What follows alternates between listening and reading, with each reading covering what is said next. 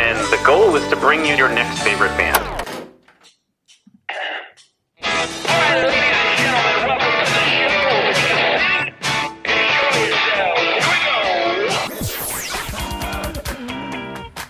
Thanks for having us. This is a very cool show. Yeah, so through many iterations, and we finally landed on the weirdest one by far. Yeah, just a couple of feelings, and boom, you got a sound. Yeah. I remember this one time. I'd been writing some songs, and I went out. I'm just going right in on this story. I went out, and so I was. The story's longer than the song itself. We'll go ahead and play it. And listen, it's going to be everybody's favorite band.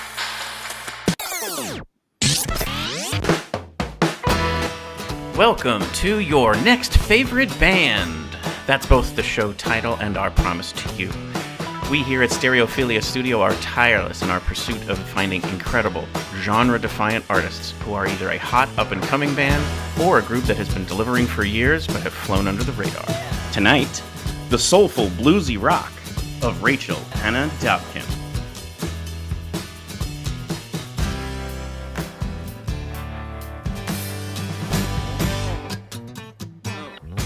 Each month, we will bring you live streams, audio podcasts, and perhaps even a live concert where you can listen to the stories and hear the music of artists personally curated by us based on what we feel will be worthy of your time.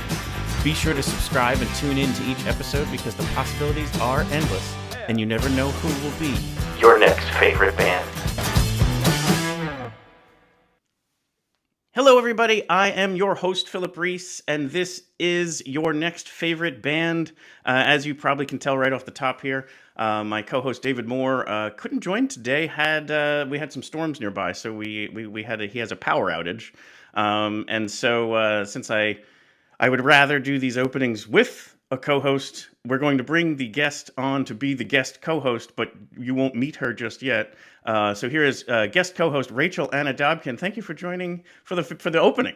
I'm so excited to be here. This is I was amazing. just admiring all of your photos. Are those all Musikfest photos? Behind me here, yes, this is Yeah. all Musikfest. It's kind of the gallery. I'm slowly chipping away at bringing these people on the show. That's so and then here's cool. an interesting one. Down there in the bottom left is Lokat Connie, Oh, no way! who you play drums for at times, right? I was playing, as like a sort of auxiliary, like percussion second guitar player. I was the seventh member of 7 members, and then Adam then went back to 6 members, and Got it. it was Yeah. a really great experience playing with that band, though. I'm sure. Yeah, we actually had the honor of interviewing Will Donnelly, the guitarist. I love Will. Yeah, back in July. It was a great. Oh, great, no way! Yeah, and we did it live at Milk Boy Philly. It was really cool. Cool. Yep, really yep. cool. Yeah, so I was actually going to ask about that later, but that was a perfect time to bring it up. But yeah, tons of other cool Musikfest back here, and like I said, I'm trying to. I think the cool thing to do will be once I interview all of them, take them all down and put up a whole new wish list. Yeah, will it into existence. That's exactly right. We call it wish casting on this show. Wish casting, I love it. I love that. But anyway, so usually in the opening here, David and I banter a little bit. We share some stories, but So you had some storms, because we're also having some storms right now too in New Jersey. So. Yeah, and here's the funny part. This is such a perfect thing because of all this wacky weather we're having pretty much worldwide. I thought this was a apt story to share. So as a setup, most people know the story of Noah's Ark. Mm-hmm. But just in case they don't, do you want to share what Noah's Ark is all about? Well, it's funny because I'm just going to say what I've been told throughout the years, which is Sure. Right. It was that he was being premonitionally told that there were going to be floods and to gather 2 of every single animal of each sex so that the animals could continue on their species. Yep. Put them in his ark, build the ark. I've never read the Bible. I've actually never been to temple or church, but I'm half Jewish and half Christian. I'm in this ambiguous space. I don't know how well I'm doing at telling this story. No, you're doing great. You're doing great. It's the fable that I've been told since a child, but Yep. Right. And because wasn't it just these catastrophic floods and storms? Yes. Yeah. That now the irony is, it's not ironic, but it's that people are saying we're getting close to the end of the world. Sure, right. Right, and this might be there is some irony here. So what you may not know is in Kentucky, someone built a Noah's Ark, a tribute thing. But here's the funny part. weather has caused it. They put an insurance claim. So Kentucky's Noah's Ark sues the insurance company over damage caused by heavy rains. That's extremely ironic. Okay, so that was the right word to That use. was definitely right. Like, and again, the best part about this is, just like with David, I never share with him what I'm going to bring up in the opening. I didn't share it with you either, but could not have been more perfect. Wow. Oh my God. It was serendipitous. It sure was. So, the irony and hilarity of Noah's Ark, some monumental structure that they built, now damaged by heavy rains. I don't know what's like scarier to think, like the fact that it couldn't hold, or the fact that people are so convinced that it's the end of the world that they're taking the steps to actually build a boat like that. I think it's more just a monument to the story, and people can come look at it. Yeah. It's not necessarily for seaworthiness, but well, wonder why Kentucky. maybe it's back in someone's. Yeah, not a lot of oceans there, unless we go back to the geological times when they were there. But anyway. Now we would like to introduce you as the actual guest of the show. So normally what we do here is we bring on some of your music and then do a bio. And so the song we're going to play today to get people into the Rachel Ana Dobken mood is Taking My Time. And here's a little bit of that. And then when I bring it down, if you want to kind of intro yourself, you'll get the cue. But here's some Rachel Ana Dobken for everybody. Ready? Yep. Oh, this is an old video. Yeah.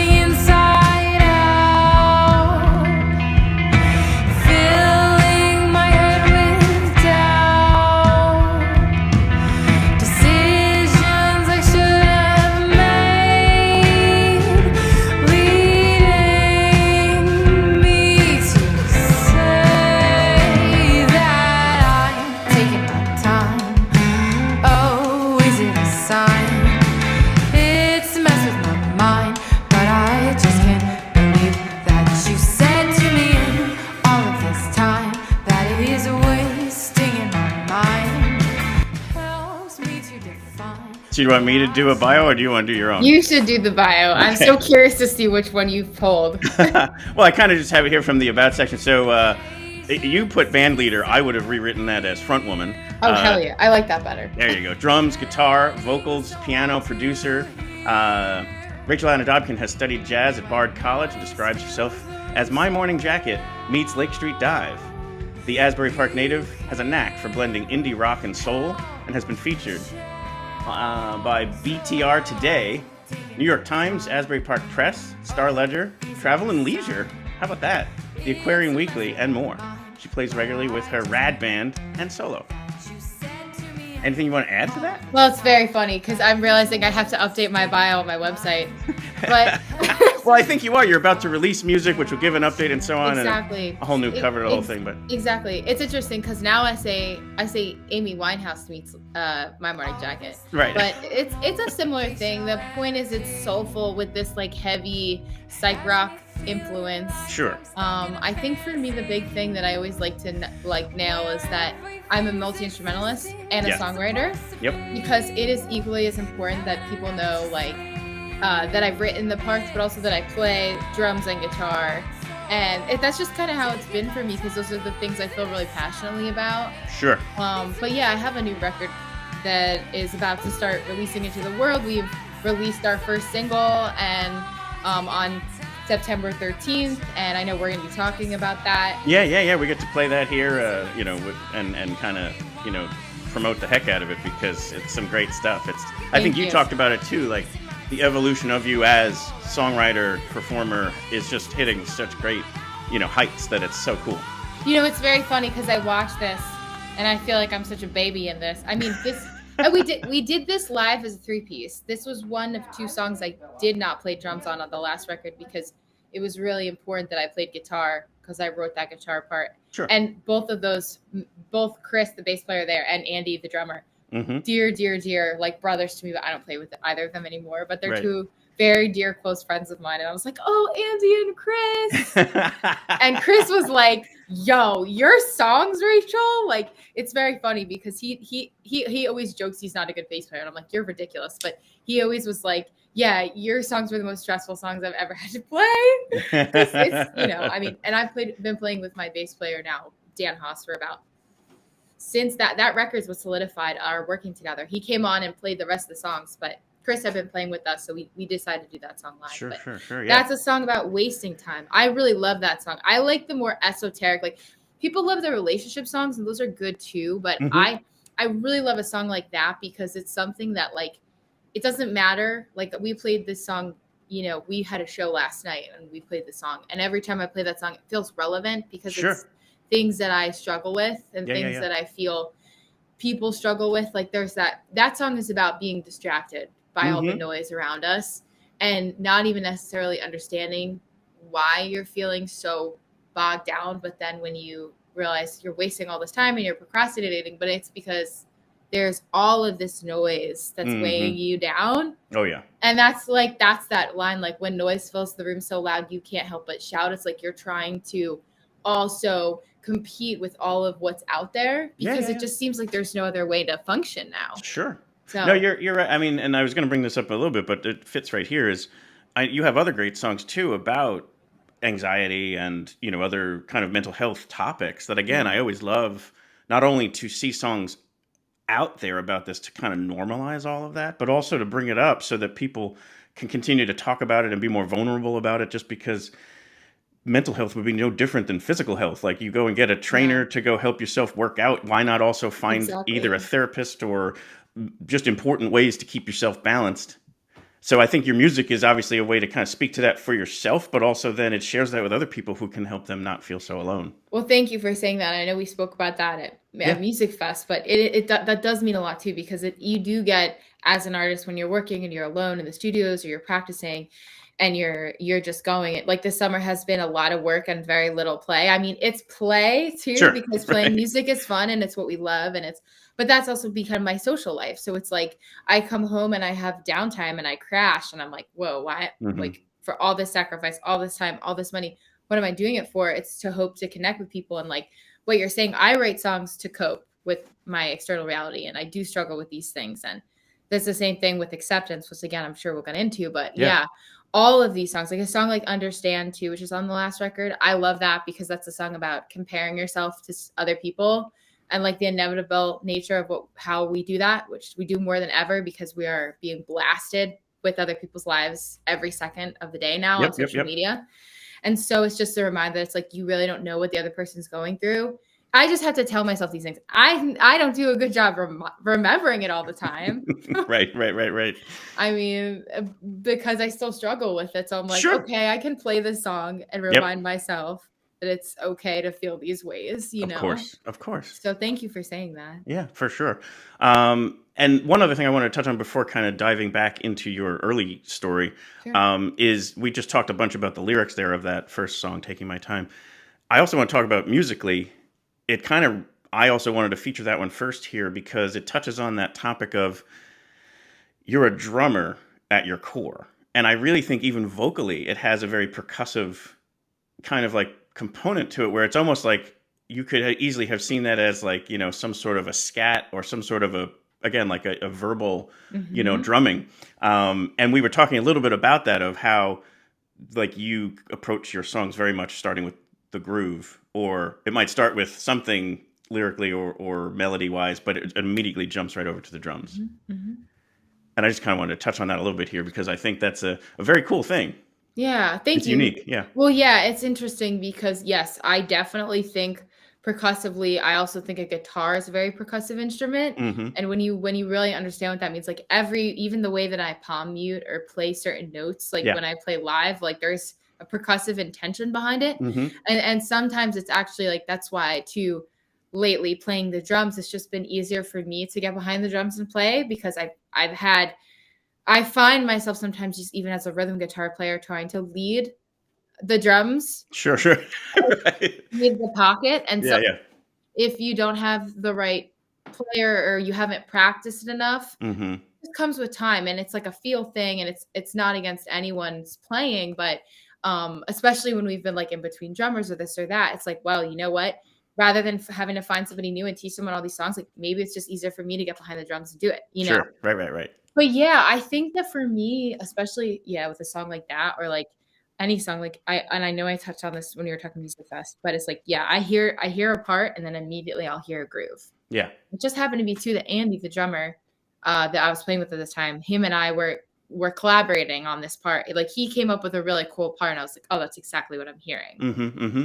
And we decided with the engineer, like, it would be to our benefit to do this live as 3-piece with Rachel, you playing that guitar part, because it's like so crucial. It's also so weird. Like I have no idea where this guitar part came from. Like Sure. a lot of my music, some of the weird stuff, the guys are like, what the heck? Like this like weird atonal riff, but it's not atonal. It's also like within like the major like also dominant like bluesy scale. Yeah. And but it also has this feel. It's like very White Rabbit-y, like kind of psychedelic, but yes, and with everything I play, I'm always feeling the pulse. Like I can even like when I start. I mean, there's a little shot at the beginning where my foot's tapping because immediately I'm just always feeling this pulse. Yep. And I always have, and I always knew that I was a drummer. And it's funny too.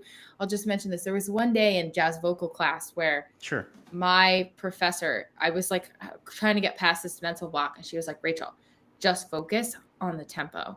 Just count it. Tap your palm and count it. And I want you to start singing. And every time I do that, it always helps me. That's so cool. That is so cool. Yeah. So it's just something about time that's just like, I've just, since I was a child, that's why I was so adamant about playing the drums, because I just knew, I was like, I have this internally and I can't get away from it. Like I need to do something with this. Well, let's use that as the transition. So we always like to go kind of like way back to the early stage. And so from what I understood, when you were young, your mother actually gave you a Best of the Ed Sullivan Show tape. Yeah, she did. And then you watched like the Beatles and the Beach Boys and such on that show, and you just knew right away, even though you were super young, that this was what you wanted to do. Yeah, I remember like watching I think it was the Rolling Stones in particular, and like Mick Jagger singing "I Can't Get No Satisfaction." But it's like, I want to say, I don't know. Again, I'm not like a huge Stones buff like some people are. Sure. Maybe it was like 66 or 67, like before they had the long hair, before they were rock and roll. Right. But they were still very clean cut looking. And if it's wrong, don't add us in the chat. I mean, please. If you want to correct it, go ahead. But I'm all for that. Right. Right. Listen, my dad looked like Mick Jagger, and that was a whole running joke in my family. Because my mom married him because she was in love with Mick Jagger. Anyway, that's a whole nother story. That's fantastic. It's that I'll get into that, but I remember watching like them do "I Can't Get No Satisfaction," just being like, "Yep, no hesitation." Like, "Yep, these are my people. Like, this is what I'm gonna do with my life." And just I watched that tape until I couldn't watch it anymore because it was actually falling apart. It was falling. Yeah. Yeah, my mom was like, I think it's time to watch something else now. Right. Yeah, what's your kid watching? Blues Clues? Nope. Best of Ed Sullivan, particularly Rolling Stones. Yeah, I mean, and I remember seeing the Four Seasons and seeing like Frankie Valli, like Sherry, and I was like, what is this? It just really spoke to me as a child, and it just made me feel things. Yeah. So mom's supportive there on the music, but not on the drums. Didn't let you have drum set in the house. No, and I think, listen, I grew up in the 90s, and I don't want to say it was definitely different then. There was the feeling of like, you're a girl, you can play guitar, piano, like I don't know, if my brother wanted to play drums, maybe they would have let him. I don't know though. I think she just didn't want noise. Right. It is interesting though. You're right. Like there's an interesting commentary in there about the genderizing which roles are which. Definitely. I remember that specific conversation when I was like 12, where it was like, you're a girl, you can play piano or guitar, you're not going to play the drums. I was just like, no. Right. And thank goodness, like it's amazing that that's the 90s and that was still going on. But very cool for people like yourself to now be out there as someone for, kind of, again, these representation matters Yeah. moments for Yeah. other, whether it's, like a Lehigh Valley Girls, well, that's our chapter of it, but the Girls Rock organization, That's so cool. where they can go and see people who are doing it and making a career out of it and saying, yeah, there are no barriers. There shouldn't have Yeah. been in the first place, but, but great to have those now as icons for people. Yeah, and I think like that's why like I always knew, and then I always knew I wanted to really play music professionally, but when I was a kid, I was very anxious, and I sort of I was a closeted musician because I was so nervous. The idea of performing, I just couldn't handle it. And I went in the visual arts realm, like I was a painter and a drawer, and I Sure. went to school, started as a studio arts major. But I knew the two things I wanted to take classes of that I couldn't when I was in high school was an analog photography class, and Sure. a music class. I just didn't, it's one of those things where it's like you're either kind of a band kid or you're not, unless you kind of start doing that when you're young. Or I mean, there's like classical and there's like jazz band, right? Like all my friends were in jazz band, but there's also kind of this stigma because I was also an athlete and I was like a runner, but I loved music and I loved rock music and I loved like everything from like Incubus to Weezer to like Sabbath and like Derek and the Dominoes. So like I was friends, my best friends were all like the jazz band musicians, Yeah. as well as like I had a friend who I did cross country and travel. Anyway, so when I went to college, I took an intro to music theory class, and I was like, yeah, this is what I'm doing. Like I just wasn't ready. Now is the time. And so what you're saying there is the anxiety and the having fear of performance on stage in front of people, that was before you went to college, and then college is where that kind of started to get unlocked a little bit. Yeah, well, when I was a child, I actually deeply struggled with serious anxiety, like crippling, like was having panic attacks when I was 8 years old and couldn't really stay in school well. I was like, this is about to get really esoteric and like deep, but like essentially when I was a young child, I was always very aware and perceptive. I think this is a very normal thing for a lot of artists. Oh, for sure. And I just had this really intense fear of dying, but I didn't really understand that until I was 17 and I could finally say it out loud and like label it. But like all throughout my childhood, middle school, elementary school, I just was very anxious. It was hard for me to sit in class without going to the nurse's office. I constantly felt like I was going to get sick. I was out of school. Like I would go to school and I would cry and I would just have these moments where I was feeling this intense emotion. And it was like, I was having these thoughts of like, I've said this in another interview where like, it's like, I remember being 8 years old learning about space and I'm sitting in this classroom learning about long division. And I'm like, what the fuck? Why are we here? Like there's aliens and there's like stars above and there's like Saturn and Pluto.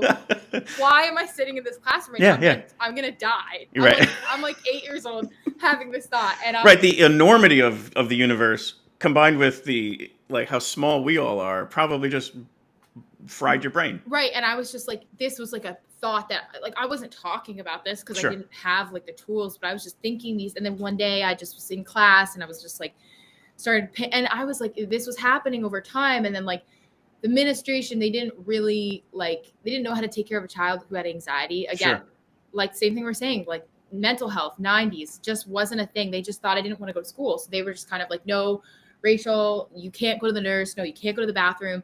And so I'm like 8 years old and I'm like, please, I need to just please. Makes it worse. Yeah. Oh, 100%. Right.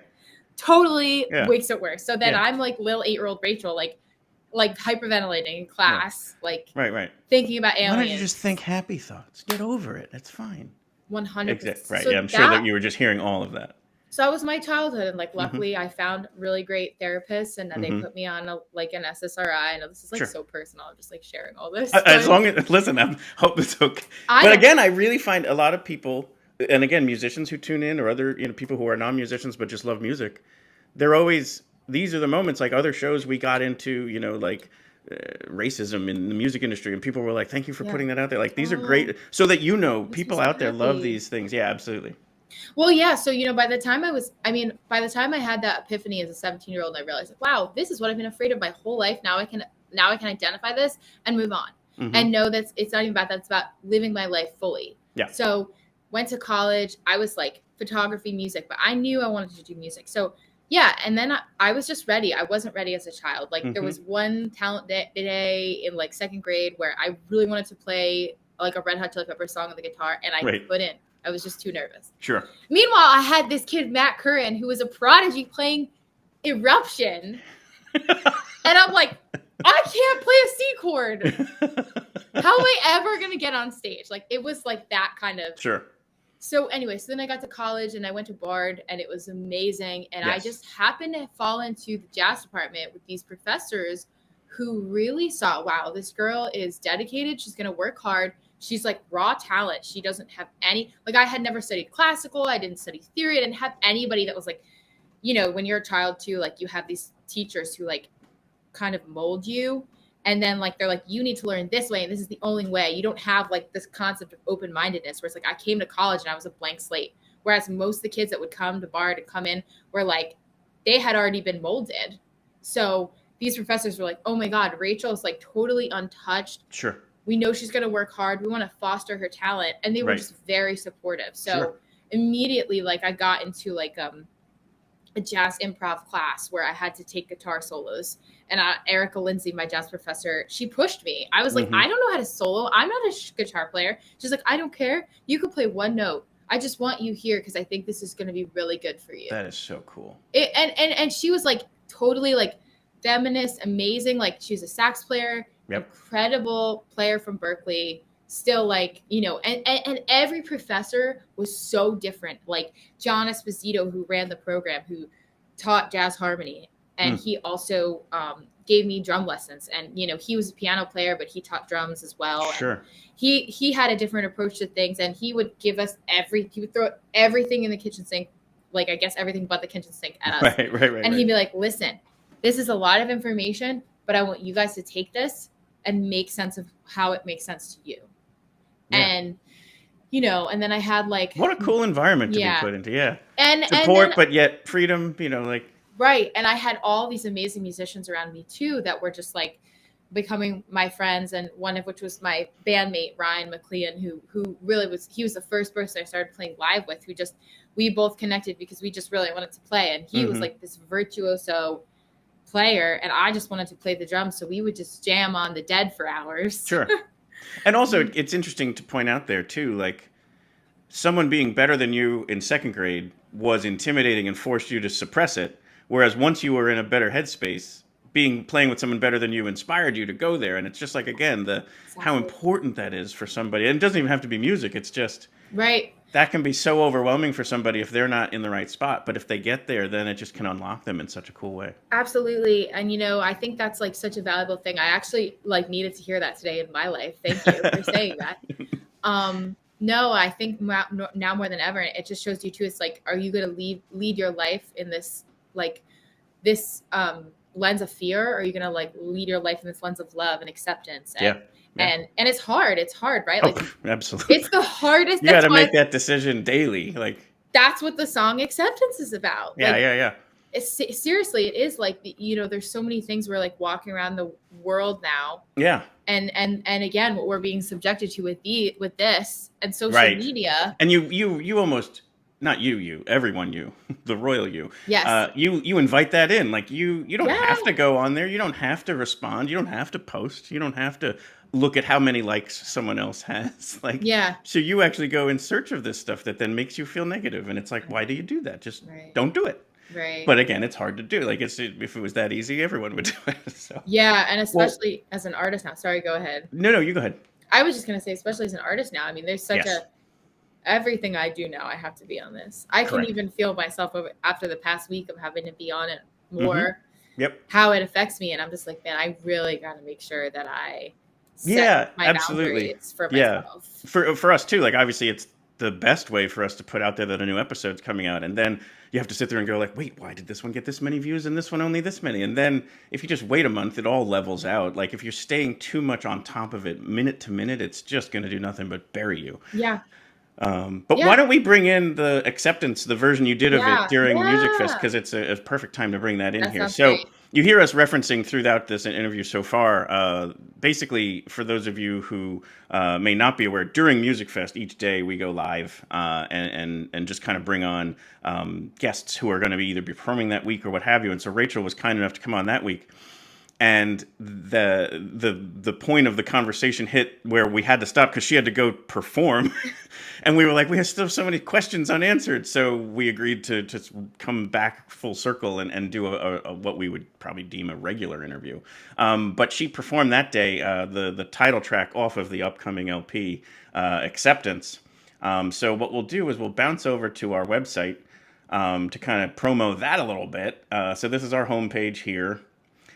We recently, David and I, did the most recent episode was the performance highlights from Musikfest. And so these are the different people we've been interviewing. But if you bounce in here to the episodes, the highlights from the live streams might be just a cool one to check out because it's the coolest moments in all the performances. So it is on YouTube, or you can just kind of play it straight from here. And here, let's take a listen to Acceptance from Rachel Ana Dobken. So let's just make sure I'm in tune. Oh, this is exciting. I feel like you guys are in my living room. Oh, it's already out of tune. Yeah. I'm sure it's the change in humidity from the drive. Oh, yeah. Also, I don't really play my acoustic that often, so. Okay, so this is, so you want me to intro it? Yeah. Cool. So the new record's called Acceptance, and people think that this is a song about a relationship, but it's really about the most important relationship, which is your relationship with yourself. Oh, nice. And finding all the answers within. So it's something I struggle with enormously. I write songs to remind myself of certain things. So yeah, this is called Acceptance.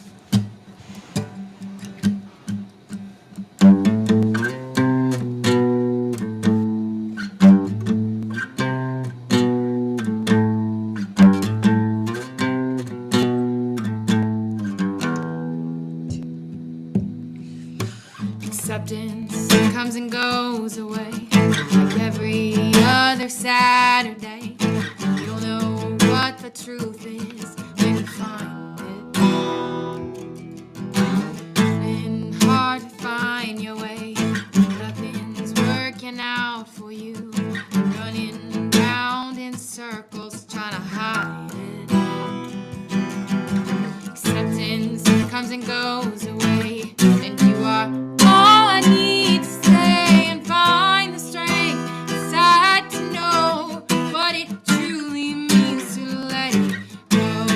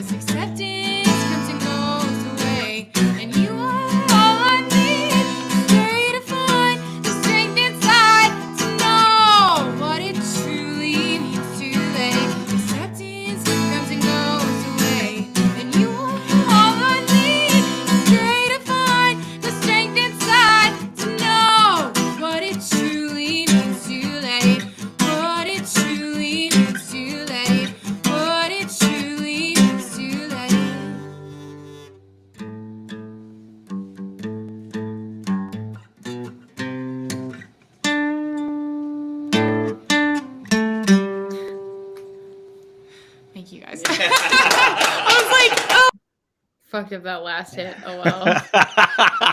No, but that's the beauty of live music. I I mean, know. yeah. But thank you for performing that back. I mean, it was such a Yeah. cool rendition of it, and to see the other full band version of it later on that day was very, very cool. Yeah. Yeah, I know you were saying you were looking forward to it, so I'm like curious. And that's not even the full band because it's like we were playing That's as a true. That is three-piece. true. Yeah. And usually when we play, there's two guitars because Mhm. the rhythm guitar, which is what you heard me play, and then there's the riffs, and then we're harmonizing JT and I, and then the whole jam section at the end, which obviously I didn't play there. Right. Him and I trade solos. So, but when I'm playing drums, obviously that doesn't happen. Right. Or Right, if we right. have a second guitar player, it will happen with that. Yeah. But No. there's never a situation where I've had like I'm gonna hire another guitar player. I'll just have a special guest guitar player, because obviously I'm gonna play guitar as much as I can. I guess selfishly, I don't know. No, well, no, not at all. And we talked about that before too, like the art to kind of you being the songwriter. Then it's all you. It's the way Yeah. you wrote it. It's the way you have it pictured in your head. And then, like you said, like to hand that over to somebody else, and they may not quite be in the pocket, or someone might not get and you're just like probably just simply wanting to wait. Let me just mind meld with you so you can see it the way that I do, and it must be kind of frustrating at times. Yeah, it's hard. It's also hard because I obviously don't want to be like such a stickler for control that someone can't do what they do. Like a lot of the magic is like in letting someone do their thing. And it's just a balance of finding the right people. It's like anything else. It's just Oh, totally, yeah. the Well, right even like you said too, relationship. then the flip side is someone else saw what you saw, and then they did it, and you're like, yes, that's it. And it's just that must Yeah. be super cool moments. Yeah, and I think again, like just like that's why I think we've been playing a lot as a three-piece lately too. Is like I have JT Sofa, who's been playing guitar with us, and Dan Yep. House, my bassist. We just really mesh, and Dan and I have meshed for a while.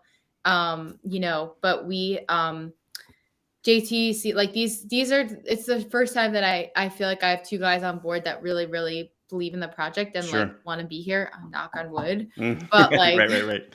yeah, so it's about trusting the people you're with, but it is hard. This is a constant struggle I have of like being the visionary and knowing how I want things, or knowing like, okay, like the majority of the guitar parts that we play live are parts that I wrote. Mm-hmm. And it's either like, well, I mean, like when I play as a three-piece and I'm playing drums, like JT will be sort of melding like the lead parts with my rhythm parts. Mm-hmm. And, I mean, he came in after the record was done. So a lot of those parts I had written, but that's just kind of how I am. Like I hear these parts Sure. and I can't get away from them for better or for worse. Yeah. I think you said too, like I read this somewhere where it comes to you in those moments of like either just before falling asleep or being distracted by something, and then all of a sudden something clicks and you're like, wait, I gotta get this down. Yeah, a lot of times it depends. Like a lot of times it happens. I mean, when I finally have clarity, which doesn't happen often these days because I'm so busy and I have so many things on my mind. Mm-hmm. And I'm trying to make more of a conscious effort to make clear time space for meditating and things of that sort. It will come to me. And like running is one of them. Yep. Taking a shower. Like I'll be in the shower. I wrote the song Cruel, Cruel, Cruel, the newest single. Sure. That entire hook and verse came to me while I was in the shower. Yeah, you need like a waterproof iPhone or something, or like a recording device. I was actually like going back and looking at the voice memos to see if I could find the moment that I like, and I did. I found a voice memo recording of like the shower water running. And me like stepping out to be like, oh, I have to sing this in my phone because I'm gonna forget this hook. This is the hook. Yeah, so, that's come up in other interviews before where people will be like at their their 9-to-5 job, and they'll have something come to them, and they'll like run out to their car. Yeah. Like, quick sing into it, or the stairwell. Bathroom. Yeah, the bathroom. Yeah, exactly. Like you don't need to go to the lot. Just go into the bathroom. Get into a stall. Yeah, no, there have been moments too where I'll wake up in the middle of the night and I'll hear things. Sure. But if that right before you go to sleep moment is where you have such a creative solution process going on. Yeah. Although lately I've just, like I said, there's been other things happening in my life and it's sort of occupying that space, which is not great, but it's like, it's just like the stresses of life and money and being an artist. Of course. And being like, what is my future? I'm sure you're fearing the release of all this new music. I mean, like, yeah, there's so much riding on all of this stuff, and it's got to be scary. Yeah, it's just, and like the stakes are so much higher now, and it's like, like I have a great team behind me now, but it's like the amount of work that's gone into this release of like, I think in video content alone and having to sit and edit and make reels and this like Yeah. taken up like months of time of like, because then I have to like, oh, I have a show, I can't do this for 2 days, then I have to go back to it, and then it's like also having a day job, and it's just finding time when I can, which is like just every space is occupied. So I totally can get it. Yeah. Anyway. Yeah. So I'm going to circle back to Musikfest for just a close here, and then we'll swing forward towards the new stuff. I wanted to play Just a Dream, which is a good flip forward because it's on the new album. But you played it there, and it was where you were behind the kit. So like I kind of wanted to show you in your drum glory. You're crushing some cans. But we'll let it play a little bit, and then you can talk over the top of it and maybe talk about your Musikfest experience. But here's Just a Dream by Rachel Ana Dobken, where she's playing the drums and singing, which can't be easy. So enjoy.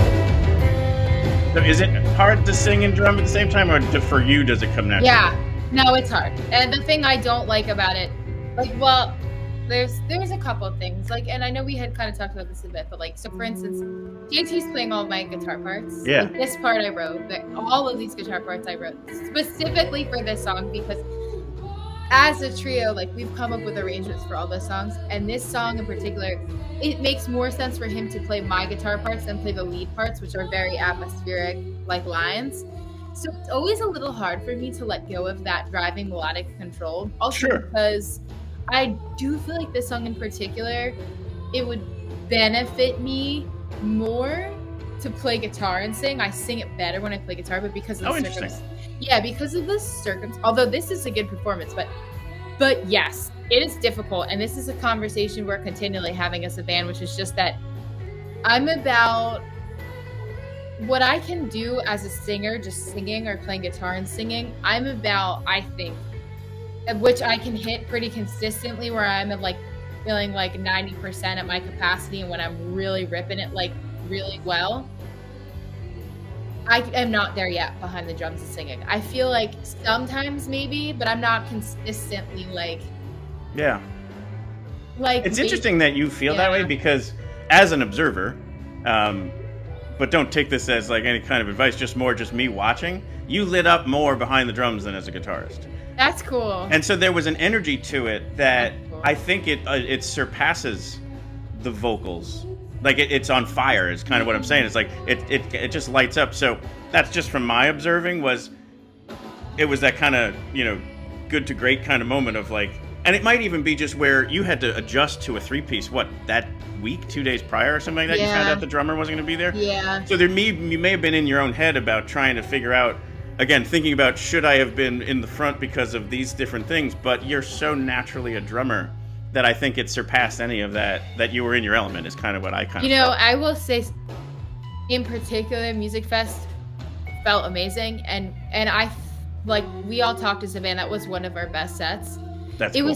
It was just like, it felt really good. So I think also what you're observing is, and this was about mid-set, so I felt very warmed up and very confident. Sure. Like, I think, like, the beginning of the set was a little shaky because obviously our set almost got canceled. Right. Everybody left.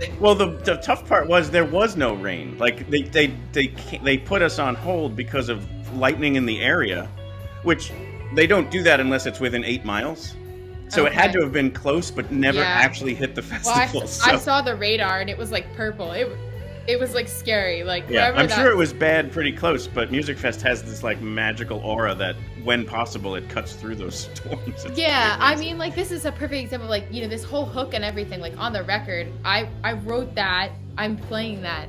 So it's always like a little hard when again I'm like, oh, should I be playing guitar and singing on these parts that are so close to me, and that like, because like when I do play this with guitar, and you know, and it might just be the song. Like there's this, and it all depends. Like I do particularly really remember the set at Musikfest. We all felt really good about, and we were really feeding off the energy of the audience. Which there were a lot of people there. Yeah. But like at the beginning, I was nervous because again, it was like you guys and two of my other fans started. We started in an empty room, and then by the third song, I looked out and I was like, "Oh wow, okay, there's a lot of people here." Yeah.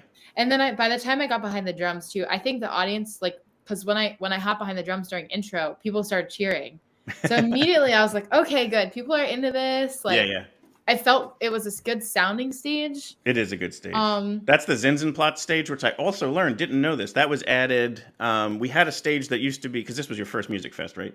Yeah. So there was a stage that was kind of up closer to the creek that when rain would happen, it would flood out. And they just had to stop putting a stage there. So 3 years ago, they added this one. They actually had a cool like contest. People could name it. I guess maybe more like 5 years ago. And people are going to at me now, which I'll welcome that. You can, for as much as I talk about Musikfest, I should know these things. But anyway, what I did learn this year was they chose the name Zinsenplatz. Zinsen is related to some of the earliest settlers here in Bethlehem. Oh, no way. And it was a female who was very much the Moravians who settled were very progressive. Their schools were open to both male and female and so on. And this particular woman was a leader in the community. And so they try to put on that stage. It's not every band that's booked there, but if there is a female-fronted band or a female performer, they tend to try to put them on the Zinsenplatz stage. Oh, that's so cool. Isn't that cool? I didn't know that. that. And then when I learned it, I was like, that's a cool little tidbit. Although the one thing is they were streaming our set and they said that they were going to send it to us. And I inquired and no one ever got back to me. But so that's probably Service Electric, right? Yeah, I would Service love to have that. Yeah, there we go. Let's wishcast that out there. You said she could have it, and she would love to have it. Yeah, it would be a very cool set because their audio will be better than my iPhone for sure. And then, but it still sounds good on your phone. It blows me away. The silly little iPhone, and then in this wonderful Blue Yeti mic, which is a USB plug-in. If you heard in the acoustic one, it sounds amazing. Like I was shocked at how good. Like honestly, I went back when I listened to that and just listening on cans now. Yeah. I was like, wow, this mic sounds like you're picking up on the intonation of my voice, which is like. I'm always just always thinking about upgrading, and I'm like, I just don't think I don't need to worry about that yet because this thing, I almost feel like I'll regret it. Like I'll be like, why? I just want my Blue Yeti. No. Yeah. So anyway, very cool. So loved having you on the daily live streams. The performance was great. Super hope you come back. In not even just for Musikfest, but other times a year, whether it's absolutely Bethlehem, Philly, whatever. But yeah, let's vision forward. So that last song is going to be on the new LP. Obviously, Acceptance is the name of it. So tell us a little bit more about. From what I understand, this has been a couple years. It was due to come out, and then kind of COVID delayed things. Your father passed away. That delayed things, and so there's just been this has been a long time coming, but also full of a lot of that acceptance theme. Yeah. So the record, we started recording it in February of 2020, and then the world shut down. And we had actually there was potentially going to be somebody famous on Acceptance. So we held off for 8 months and the person just never got to us. We said, all right, we got to keep trucking. Right. And then into 2021, we started tracking the other songs. Everything was very piecemeal because my original vision for the record was to do different batches of songs with different producers. Mm-hmm. And it just ended up being that I really worked on the record with two guys, one of which was Eric Romero from the Front Bottoms. Mm-hmm. And he's got a studio down here in Jersey. And then Paul Ritchie from the Parlor Mob, who unfortunately had to close his studio at the end of 2021. But and then there were things here and there that had to be pickups. I don't think one thing about this record was tracked the same. It was just kind of a clusterfuck of we did some vocals in my house. We did some guitars in my bedroom. We did some guitar, the guitars for Tomorrow's Another Day, which is the epic ending of this record. And there's a reprise with just all of these guitar harmonies that I wrote that I just love. And it's just this. Sure. Again, if you when you hear it, you'll understand why I named the record Acceptance. I mean, aside from the fact that there's a title track named that, right. But like especially when you feel like the musical reprise and the sort of release at the end, you'll be like, oh, okay, this makes sense. So yeah, like that we record, like my guitar players, our mutual friend, this guy Bill, who's a really amazing sound guy around here, they record at his house all the time. So we went there and recorded Eric's guitars. And it was just kind of like a hodgepodge, and everything just took way longer than it felt. The mixing took too long, but it's okay. And Yeah. here we are. And then I was going through sort of shifting of figuring out who I was going to work with, how was I going to release it. Sure. And, you know, it's, yeah. And then, so then finally it was just like, now's the time. It's taken longer than I'd like to admit, but for some reason it had to be this way. Yeah. I mean, the universe seems to always be kind of like tapping you on the shoulder in these different ways. And so this probably was meant to be held back a little bit, you know, and that it wasn't supposed to have these other people kind of collaborate on it. And so I think that's probably going to benefit you in the long run. Yeah. I missed this one back when you were 20. You went to a psychic that told you to stick with singing and music. So there's the universe again, kind of just dropping in and saying, you know, you should do this. Yeah, I forgot that happened. I'm glad you brought that up. Yeah. It was so funny. I had just started taking vocal lessons, and like I went to see the psychic. Well, I didn't see her. I was actually, you know, I was doing photography at the time. Right. And I went to photograph like a bridal shower, and she was there, and she was like, I had some downtime. She's like, do you want me to like read your fortune or whatever? I was like, or your chart or whatever. And I was like, yeah, sure. And she was just like, are you a singer? And I said, yeah. She's like, okay, I have these visions of you in a place like Madison Square Garden. She's like, you need to not stop. She's That's like, so cool. You need to do this. This is like, you cannot stop. Whatever comes your way, this is your purpose. And I felt that. And I don't even know if I had really started singing in a band yet.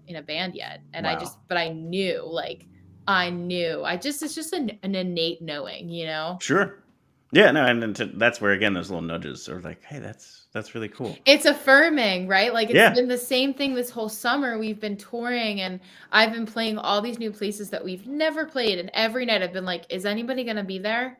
And every night there are people there. We make connections. Cool. We even if all we did was, there was one show where we just played to the band, but the band, we all connected, and it was fucking great. But every night we've had fruitful shows. I've been making fans, I've been selling merch, and I've been getting it out there. And it's like Musikfest was so affirming for us because there were so many amazing people there. We had such a great audience. I mean, we played for 90 minutes and it felt like 10 minutes. And we were like, we could have kept going. Let's not stop. So, you know, that's very cool. You know, it's hard because it's just like life is happening around us, and like I'm 33, and it's like everyone's having babies, getting married. Financial stability is not a priority of mine at this point. Sure. It's going towards all of my music. But at some point, you're like, I was saying, you come home as an artist from the road or from whatever, and you crash, and you're like, it's the same thing. I still am that 8-year-old inside that's like, what is the meaning of life? What does all this mean? Am I doing this right? Does anybody like me? What the fuck? I can't. It's just like it like pains me because I'm like thinking of the conversations I've been having the last 3 weeks with my friends, and I'm just like, oh my god, everyone must be so sick of me. But so we need to clip that little part off and make that like the preview. Oh my god, that's amazing. So you have new song that just came out, like the first single off of this album. Yeah. Cruel. Yeah. And we basically have it here to share with people. I mean, it's brand new, and it's going to hopefully entice people to kind of go and like and follow and subscribe and all that good stuff for all your music that's about to get released. Yeah, and I'd say like the best thing for everyone is just to follow me on whatever streaming platform. I mean, Instagram is what I use the most, but like whatever streaming platform, so that they can listen to the song. Yep. And also hear when the other songs are coming out. Yeah. Cool. So let's bring in Cruel here, and we can kind of talk about it a little bit as well. But cool. Enjoy. Cruel, the way you love to disappoint me. Well, emotions based on emotions will only ever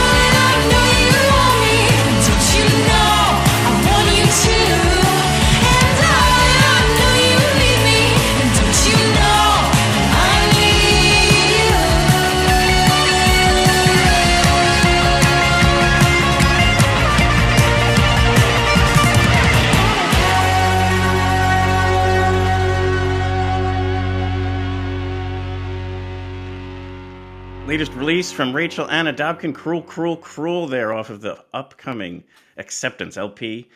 The song rips. Thank you. Yeah, that's so cool.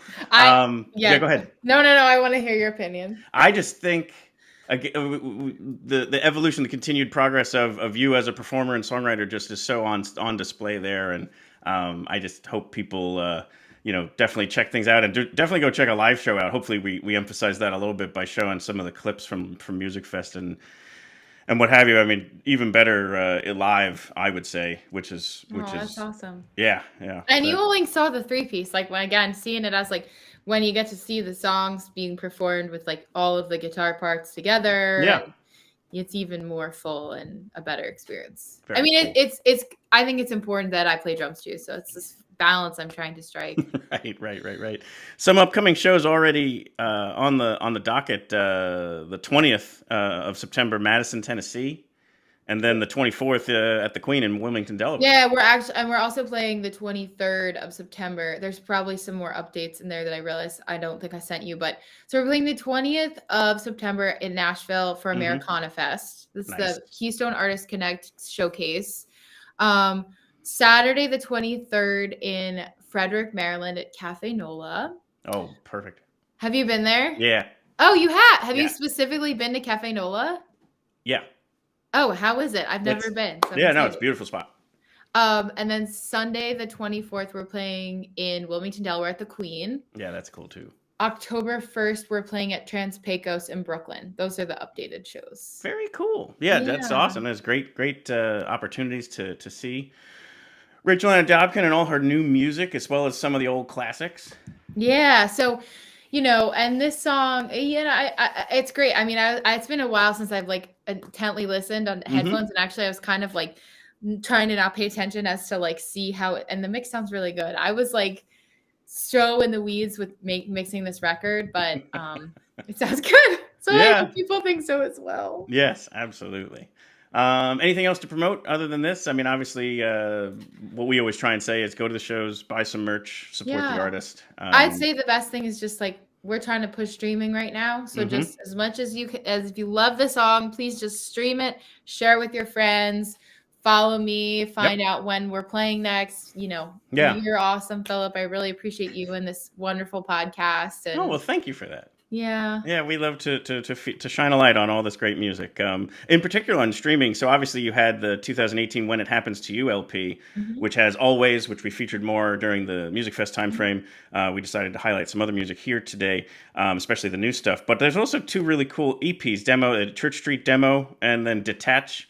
Really very good music there too. Thank you. And especially if you, like we almost were just talking about, kind of play it from chronologically to kind of hear this evolution, but the talent and the blues and the rockerness is all there from the very beginning. So that's cool. Yeah, the Church Street demo. Ooh, I should really take that off of Spotify. I don't know. I like it. Oh, I think really? it's very cool to listen to. I enjoyed that it was there. Yeah, that was like my first experience ever recording music, and I had just finished up art, and I just had some of these songs that I knew I wanted to like record, and I like.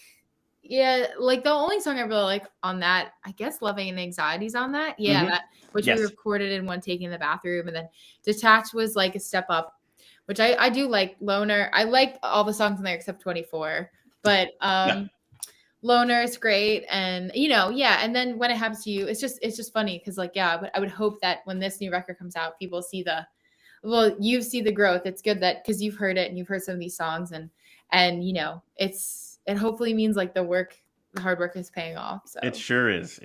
Well, Rachel, thank you so much for coming on the show today. You. Can't wait to see you play live again. And thank you so much. And then we'll keep in touch. Yeah, definitely. And you just let me know. We'll come back out to Bethlehem anytime. So that's fantastic. Thank you. Thank you. All right, Phil. Let's say goodbye to everybody.